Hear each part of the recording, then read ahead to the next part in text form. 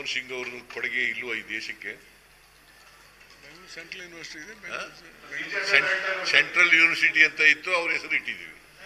What is wrong in that?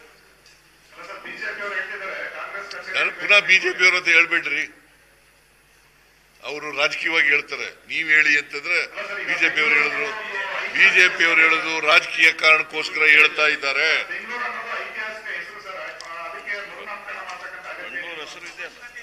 ಏನಿಲ್ಲ, ಮರು ನಾಮಕರಣ ಅದು ಸೆಂಟ್ರಲ್ ಯೂನಿವರ್ಸಿಟಿ ಅಂತ ಇತ್ತು, ಸೆಂಟ್ರಲ್ ಸಿಟಿ ಯೂನಿವರ್ಸಿಟಿ.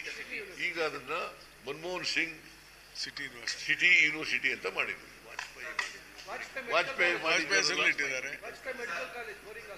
ಬೌರಿಂಗ್ ಹಾಸ್ಪಿಟಲ್ಗೆ ವಾಜಪೇಯಿ ಮೆಡಿಕಲ್ ಕಾಲೇಜ್ ಅಂತ ಮಾಡಿದ್ರಲ್ಲ, ಯಾಕೆ? ಅದು ಹಳೆಯದಲ್ವಾ?